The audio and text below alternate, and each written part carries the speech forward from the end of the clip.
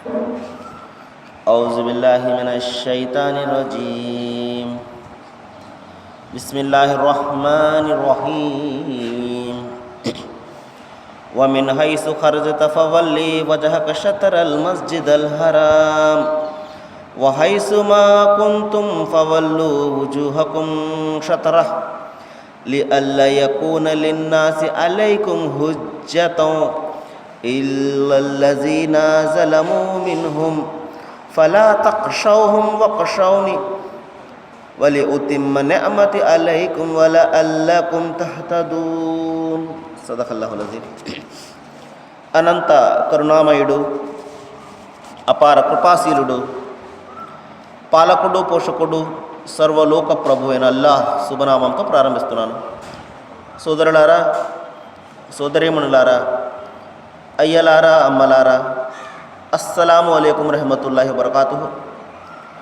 సర్వలోక ప్రభు అయిన అల్లాహ్ మనందరి జీవితాలలో శాంతి శుభాలను కురిపించునుగాక. ఆమీన్. ఇంతవరకు మీ ముందు మనందరి మార్గదర్శక గ్రంథం, మనందరి దైవము ప్రభు అయిన అల్లాహ్ అవతరింపజేసినటువంటి చివరి దైవ గ్రంథం దివ్య ఖురాన్ నుండి 2వ అధ్యాయం 152వ వాక్యం యొక్క అరబీ మూలంను పఠించడం జరిగింది. దీని యొక్క తెలుగు అనువాదాన్ని వినండి. దైవం అల్లాహ్ ఈ విధంగా సెలవిస్తున్నాడు: మీరు ఏ ప్రాంతంలో ప్రయాణం చేసినా మీ ముఖాన్ని నమాజు సమయంలో మస్జిద్ హరాం అంటే మక్కా నగరంలో ఉన్నటువంటి ఆ మస్జిద్ వైపునకు తిప్పండి. ఎందుకంటే ఇది మీ ప్రభువు చేసిన న్యాయమైనటువంటి నిర్ణయము. మీ కర్మలను అల్లాహ్ గమనించకుండా ఉండడం లేదు. కనుక మీరు ఏ ప్రదేశంలో ప్రయాణం చేసినా మీ ముఖాన్ని మస్జిద్ హరాం వైపునకే తిప్పండి. మీరు ఎక్కడున్నా కూడా దాని వైపునకే తిరిగి నమాజు చేయండి. సోదరులారా, మరొకసారి ఇక్కడ జ్ఞాపకం చేస్తున్నాడు. ఒక్కసారి దైవం యొక్క ఆదేశం వచ్చిన తర్వాత మరి ఆ ఆదేశం మీదే అమలు చేయడం అనేది నిజమైనటువంటి విశ్వాస యొక్క లక్షణము. అదే విషయాన్ని మరొకసారి ఇక్కడ జ్ఞాపకం చేస్తున్నాడు. మీరు ఏ ప్రాంతంలో ప్రయాణం చేసినా, మీరు ఎక్కడ ఉన్నప్పటికీ కూడా మీ యొక్క ముఖాన్ని పడమర వైపునకు ఉన్నటువంటి ఆ మక్కా నగరం వైపునకు మీరు త్రిప్పి అప్పుడు మీరు మీ ప్రార్థనను ఆచరించండి. ఎందుకంటే ఇది మీ ప్రభువు చేసినటువంటి న్యాయమైనటువంటి నిర్ణయము. దైవం ఎప్పుడు కూడా న్యాయమైనటువంటి నిర్ణయాలే చేస్తాడు. మనిషి యొక్క జ్ఞానము మరి అనేక లోపాలతోటి, లోటుపాటులతోటి కూడుకుని ఉంటుంది. కానీ దేవుని యొక్క జ్ఞానం మాత్రము చాలా పరిపూర్ణంగా ఉంటుంది. కాబట్టి ఇక్కడ చెప్తున్నాడు, ఇది న్యాయమైనటువంటి ధర్మము, న్యాయమైనటువంటి నిర్ణయము. ఎందువలనంటే మరి ఈ ప్రపంచంలో మొట్టమొదటిసారిగా మరి దేవుని యొక్క ఆరాధనాలయము మక్కా నగరంలో ఉన్నది. అంతేకాకుండా ప్రతి ప్రవక్త కూడా మరి ఆ యొక్క మక్కా నగరంలో ఉన్నటువంటి ఆ మస్జిద్ హరాం, ఆ కాబా గృహాన్ని నిర్మించడానికి తమ వంతు వారు ప్రయత్నం చేశారు. మరి అంతేకాకుండా మరి ఏ లక్ష్యం నిమిత్తమైతే మరి యూదులను ప్రపంచ మార్గదర్శకులుగా నియమించినప్పటికీ కూడా వారు ఆ బాధ్యత నుండి వారు తిరిగి వెళ్ళిపోయారు. మరి ఆ స్థానంలో మరి ప్రవక్త ముహమ్మద్ వారిని మరియు ఆయన అనుచర సమాజాన్ని పెట్టడం జరిగిందో. ఇప్పటి నుండి మరి న్యాయబద్ధమైనటువంటి నిర్ణయం ఏమిటంటే మీరు మీ యొక్క ముఖాన్ని మస్జిద్ హరాం అంటే కాబా గృహం వైపునకు మాత్రమే తిప్పండి. ఇది దైవం చేసినటువంటి న్యాయమైనటువంటి నిర్ణయము. మీరు ఒకవేళ వాహనం మీద ఉన్నట్లయితే ఏ విధంగా వీలైతే ఆ విధంగా చేయండి. ఒకవేళ మనకు దిక్కు కనబడటం లేదు, ఏ దిక్కు మనకు తెలుసుకోవడంలో కొంచెం కష్టమవుతుంది. అటువంటి సందర్భంలో మరి ఏ దిక్కు మన వాహనము ఏ దిక్కునైతే వెళ్తుందో, ఉదాహరణకి ట్రైన్లో ప్రయాణం చేస్తున్నాం, దిక్కు తెలుసుకోవడానికి మనకు అవకాశం లేదు.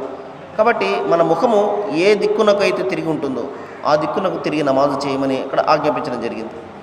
అంతే తప్ప నమాజును విడిచిపెట్టే ఆజ్ఞ ఎంత మాత్రం కూడా దైవం ఇవ్వలేదు ఇక్కడ. దీని ద్వారా ప్రజలకు వాదించడానికి ఏ మాత్రం కూడా అవకాశం ఇవ్వకండి. ఇదేమిటండి అంటే వీళ్ళు ఏం చేస్తారంటే మనము ఆచరించిన పేరు పెడుతుంటారు, ఆచరించకపోయినా పేరు పెడుతుంటారు. ఉదాహరణకు చూడండి, మరి కొత్త ఆజ్ఞ అయినటువంటి మరి పడమట దిక్కునకు తిరిగి నమాజు ఆచరించడం అనే ఆజ్ఞను చూసి వీరంటారు, మరి నిన్నటి వరకు కూడా తూర్పు దిక్కున తిరిగి చేసేవారు, ఇప్పుడు పడమట దిక్కున చేస్తున్నారు, మరి అప్పటి నమాజులన్నీ కూడా వ్యర్థమైపోయినట్టేనా అని చెప్పేసి ఈ పాయింట్ను, ఈ విషయాన్ని లేవనెత్తుతారు. ఒకవేళ దైవం యొక్క ఆజ్ఞ ప్రకారము మరి పడమట దిక్కున చేసినట్లయితే మళ్ళా అంటారు, ఒకవేళ చేయలేదనుకోండి వీళ్ళు అంటారు, ఇదేమిటి దైవం స్వయంగా ఆజ్ఞ ఇచ్చినప్పటికీ కూడా మీరు దాన్ని పాటించడం లేదేమిటి అంటారు. ఈ విధంగా సోదరులారా, మనకు సామెత చెప్పినట్లు లోకులు కాకులు లాంటివారు. మనము పని చేసినప్పటికీ కూడా నిందిస్తుంటారు, పని చేయనప్పటికీ కూడా నిందిస్తుంటారు. కాబట్టి దైవం ఇక్కడ ఏం చెప్తున్నాడంటే, మీరు ప్రజలకు భయపడకండి, మీరు దైవానికి భయపడండి. కాబట్టి దైవానికి భయపడేవాడు ప్రజల గురించి ఎంత మాత్రం కూడా పట్టించుకోడు. ఎందువలనంటే శిక్ష బహుమానాలను ఇచ్చేది దైవము.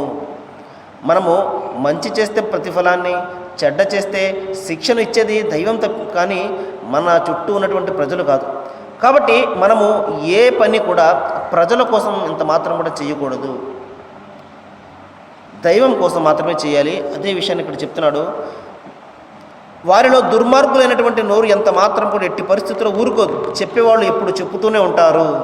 అయితే ఒక వ్యక్తి పరిపూర్ణమైనటువంటి విశ్వాసాన్ని కలిగి ఉన్నప్పుడు, తన దైవం పట్ల నిజమైనటువంటి భక్తిని కలిగి ఉన్నప్పుడు మరి ఎవరి మాటను కూడా అతను పట్టించుకోకూడదు, ముందుకు వెళ్ళిపోవాలి.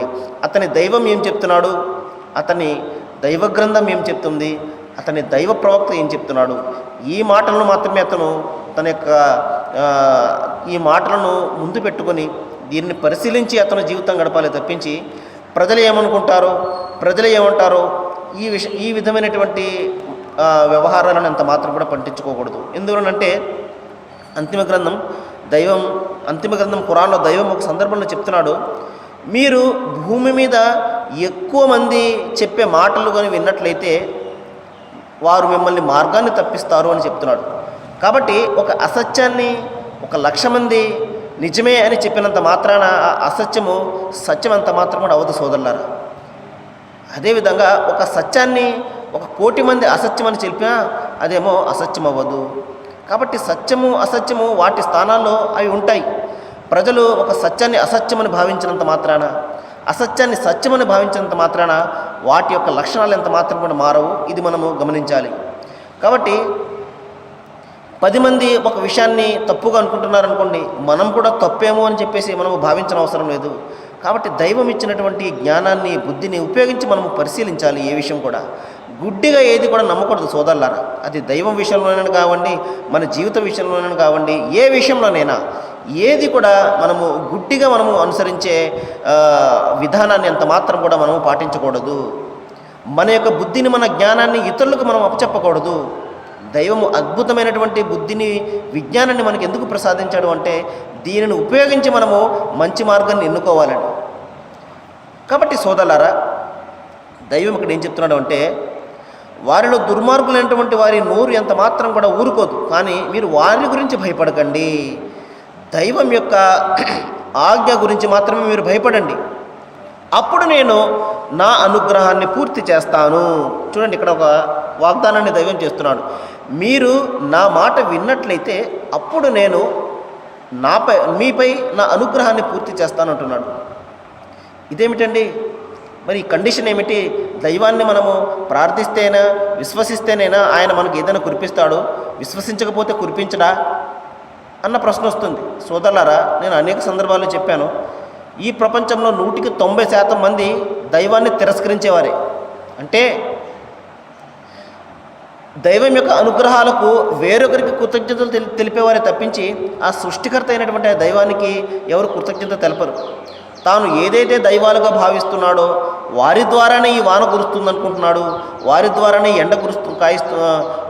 ఎండ కాస్తుంది అనుకుంటున్నాడు, అనుగ్రహాలన్నీ వారి ద్వారానే వస్తున్నాయి అనుకుంటున్నాడు తప్పించి ఆ సర్వానికి సృష్టికర్త ఒకడు ఉన్నాడు, ఆయన ప్రసాదిస్తుంటేనే మనకి ఇవన్నీ కూడా వస్తున్నాయి అని అతను భావించడు. ఈ విధంగా 100% మంది దైవాన్ని తిరస్కరించేవారే, వేరే వేరే రూపాలలో తిరస్కరించేవారే. అయినప్పటికీ కూడా దైవం ఏది కూడా ఆపడం లేదు కదా. కానీ అంతిమ గ్రంథం ఖురాన్ ఒక సందర్భంలో చెప్తున్నాడు, వాస్తవానికి దైవము నిరపేక్షాపరుడు, అంటే ఏ కోరిక లేనివాడు, ఎవరి అవసరత కూడా లేనివాడు.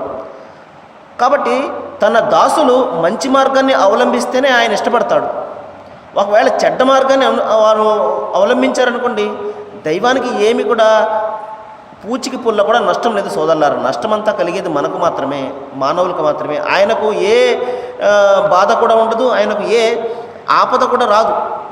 కానీ తన దాసులు మరి తిరస్కార వైఖరిని అవలంబించడము ఆయనకు ఇష్టం ఉండదు అని చెప్పేసి దైవం చెప్తున్నాడు. ఉదాహరణకు చూడండి, ఒక తండ్రి తన బిడ్డ చెడ్డ మార్గంలో వెళ్తున్నాడు అనుకోండి, బాధ ఉంటుంది లోపల, అదే ఇతను చెడ్డ మార్గంలో వెళ్ళిపోతున్నాడు కదా అని చెప్పేసి. అంత మాత్రం చేత తండ్రికి కలిగే నష్టం ఏది కూడా ఉండదు. ఇదే విధంగా మరి ఒక వ్యక్తి మంచి మార్గాన్ని అవలంబించాడు అనుకోండి, దైవం అతన్ని ఎంతగానో ఇష్టపడతాడు, ఇంకా ఎక్కువగా తనకు అనుగ్రహాన్ని కురిపిస్తూ ఉంటాడు.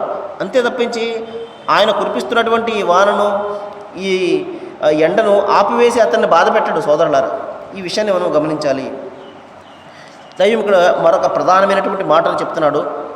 అదేమిటంటే, మీరు కేవలము దైవానికి మాత్రమే భయపడండి, ప్రజలకు భయపడకండి. ఎందుకంటే ఆయన భయపడడానికి హక్కుదారుడు. ఉదాహరణకు తండ్రి ఉన్నాడండి, బిడ్డ తండ్రికి భయపడతాడు, ఎందుకంటే ఆ హక్కు ఆ తండ్రికి ఉన్నది కాబట్టి. మరి అతని జన్మకు కారణమయ్యాడు, మరి ఆలన పాలన చూస్తాడు, మరి పెరిగి పెద్దవాడయ్యే వరకు కూడా అతని యొక్క బాగోగులన్నీ కూడా చూస్తాడు. మరి ఈ విధంగా అతని జీవితం అంతా కూడా అతన్ని ఆ బిడ్డకు ఎంతగానో మరి ప్రేమతో సాకుతుంటాడు. మరి ఆ తండ్రికి ఆ హక్కు ఉండదా? బిడ్డ తప్పనిసరిగా తనను భయపడాలి అంటే తన ఆజ్ఞ మేరకు జీవితం గడపాలి అని, తను చెప్పిన ప్రకారము ఇతను తన జీవితం గడపాలి అని భయపడ్డం అంటే. అంతే తప్పించి ఉనికిపోవడం కాదు సోదరులారు. ఇక్కడ తండ్రి ఏదో కొట్టేస్తాడని లేకపోతే తిట్టేస్తాడని భయపడ్డం కాదు. దీని భయపడ్డం అంటే అర్థం ఏమిటంటే, ఆయన ఆజ్ఞ మేరకు జీవితం గడపడం అంటే తండ్రి చెప్పిన ప్రకారము ఇక్కడ జీవితం గడపడాన్ని, తండ్రి చెప్పిన ప్రకారము తండ్రి మాట వినడాన్ని ఇక్కడ భయపడ్డం అని చెప్పడం జరిగింది. అదే విషయాన్ని ఇక్కడ చెప్తున్నాడు సోదరులారా. దైవము హక్కుదారుడు భయపడడానికి, మనుషులు భయపడడానికి దైవం హక్కుదారుడు. ఎందుకంటే మానవులందరినీ పుట్టించినవాడు కాబట్టి. ఇంకా పుట్టించడం ఒకటే కాదు సోదరులారా, ఆయన సకల వనరులన్నీ కూడా కురిపిస్తున్నాడు, తిండి పెడుతున్నాడు మనకు. ఉదాహరణకు మనం ఆకలిగా ఉన్నప్పుడు ఎవరైనా మనకు తిండి పెట్టారనుకోండి, మనం ఎంత కృతజ్ఞులే ఉంటాం వాళ్ళకి, జీవితాంతం కూడా వాళ్ళకి రుణపడి ఉంటాం. మరి సోదరులారా, దైవము మనం ఏమీ అడగకుండానే మనకు ఆహారాన్ని ప్రసాదిస్తున్నాడు. చూడండి, గాలి ఇస్తున్నాడు, మరి ఆ గాలి పీల్చుకుని మన జీవితం గడుపుతున్నాం. ఒక్క 2 నిమిషాల పాటు గాలిని దైవము ఆఫ్ చేశాడు అనుకోండి, స్తంభింపజేశాడు అనుకోండి, ప్రపంచంలో మానవులందరూ చచ్చిపోతారు. ఈ విధంగా ఆయన పుట్టించిన ఒకటే కాదు, మరి ఆయన మనకు ప్రభు అంటే పాలించేవాడు, అంటే ఆలన పాలన చూసేవాడు, ఆహారాన్ని ప్రసాదించేవాడిని ప్రభు అంటారు. కానీ మనకు ప్రభు అంటే మనము ఎవరైనా కొంచెం మంచి చేస్తే వాళ్ళని ప్రభువుని పిలిచేస్తుంటాం. మన ప్రభుత్వాలు మనకు ప్రభువులు, మన న్యాయమూర్తులు మనకు ప్రభువులు, ఈ విధంగా మనకు అందరూ కూడా ప్రభువులే. కానీ సోదరులారా, ప్రభు అనేవాడు ఒక్కడే ఉంటాడు. ఎవరైతే మన ఆలనా పాలన చూస్తున్నాడో, ఎవరైతే మనకు వర్షాన్ని కురిపిస్తున్నాడో, ఎవరైతే మనకు గాలిని ఇస్తున్నాడో, ఎవరైతే సకల వనరులను మనకు ఇచ్చి మనల్ని సాకుతున్నాడో అతను ప్రభు అవుతాడు. కాబట్టి మనము ఎవరిని పడితే వాళ్ళను, మానవులను, మన సాటి జీవజాలాన్ని, వీళ్ళని మన ప్రభువుని అంత మాత్రం కూడా పిలవకూడదు.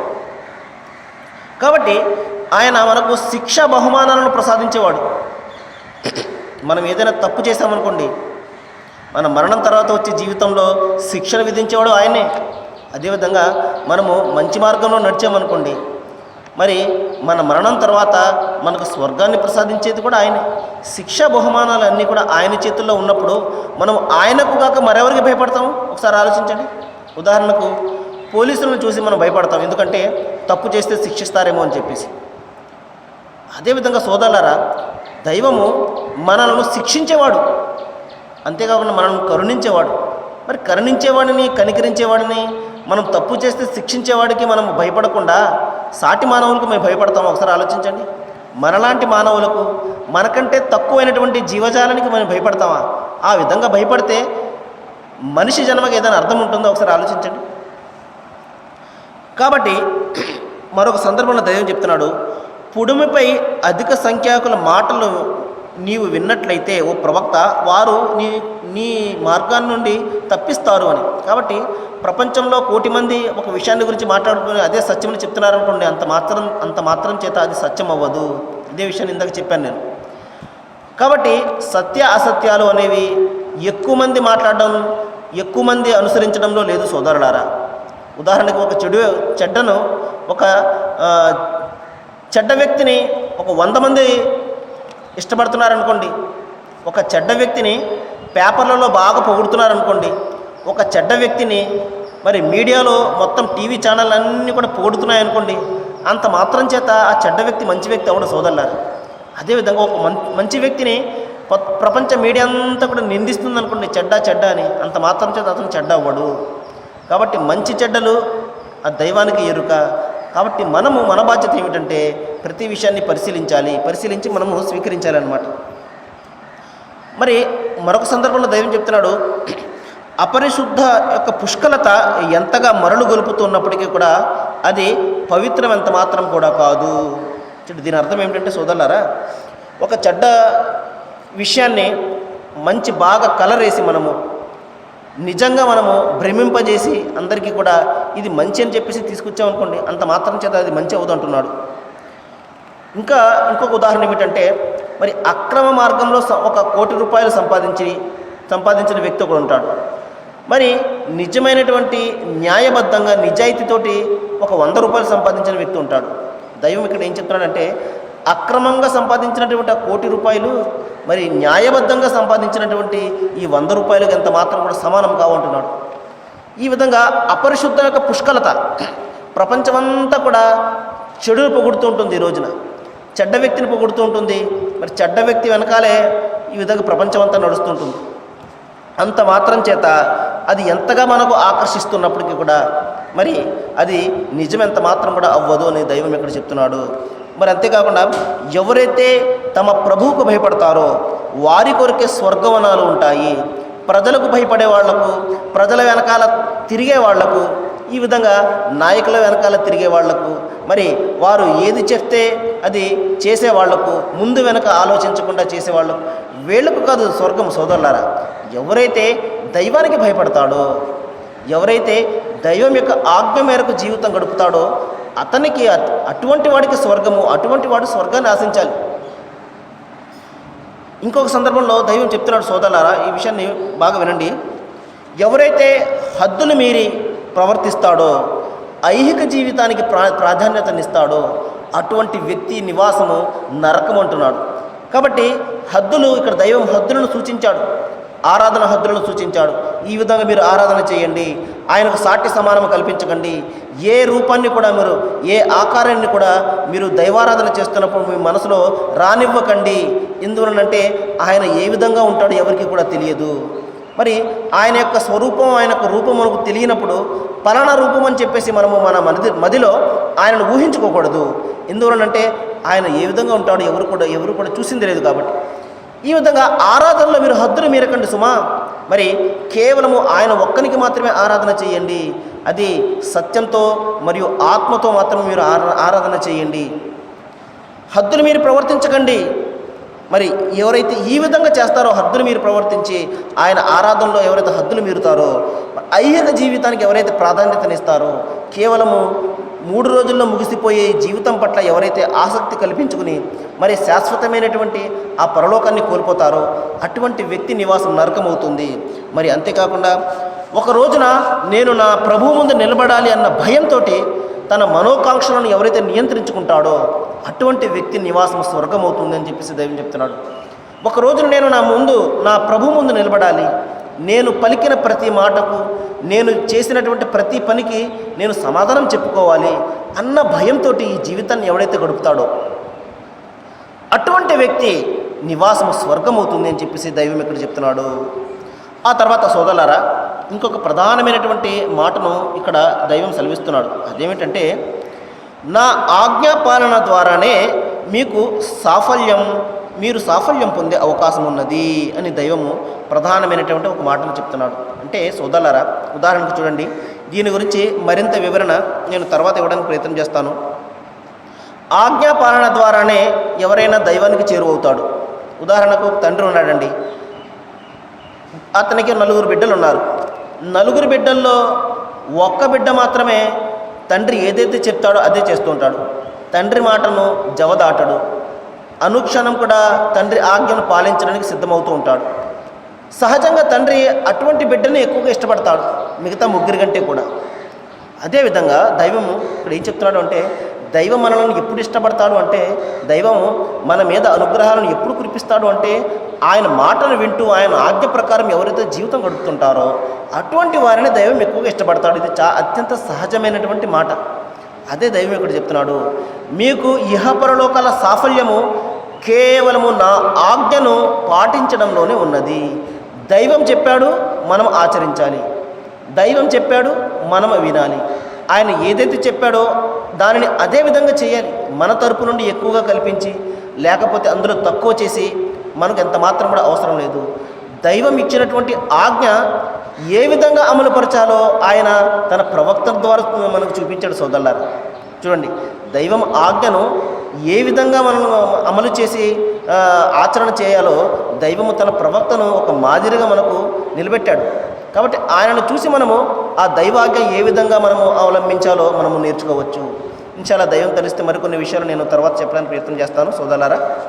మరి ఏ విషయాలైతే మనము ఇక్కడ వింటున్నామో వీటి పట్ల మనము బాగా ఆలోచన చేయాలని, ఇంకా సమాచారాన్ని మనము సేకరించి ఇంకా జ్ఞానాన్ని మనము పెంచుకోవాలని, దేవుని యొక్క గ్రంథాన్ని మనము చదివే విధంగా దైవం మన హృదయాలను తెరవాలని, ఆ జ్ఞానాన్ని, సత్యాన్ని స్వీకరించే, సత్యాన్ని ప్రేమించే తత్వాన్ని దైవం మన మనసులో పెట్టాలని నేను మనస్ఫూర్తిగా దైవాన్ని ప్రార్థిస్తున్నాను. దైవం అందరికీ కూడా మంచి చేయాలని, మనలో ఉన్నటువంటి రకరకాల సమస్యలు ఉన్నాయి, ఆ సమస్యలన్నింటినీ కూడా దైవంతో తీసివేయాలని, మనలో చాలామంది సోదరిమణులకు కష్టాలు ఉన్నాయి, నష్టాలు ఉన్నాయి, అనేక రకాల సమస్యలు ఉన్నాయి. దైవము వాటిని అన్నింటినీ కూడా మరి తీసివేసి మన జీవితాలలో శాంతిని మరియు శుభాలను ప్రసాదించాలని, అందరికీ కూడా దైవం మంచి చేయాలని, అందరి మనస్సులను కూడా కలిపి దైవము అందరినీ కూడా మరి ఏక దైవారాధన చేసేలాగా, కలిసిమెలిసి అన్నదమ్ముల మాదిరిగా జీవితాన్ని గడిపేలాగా దైవము మనందరి హృదయాలను కలపాలని నేను ప్రార్థిస్తున్నాను. వాఖిరు దవానా అనిల్ హమ్దులిల్లాహి రబ్బిల్ ఆలమీన్. అస్సలాము అలైకుం.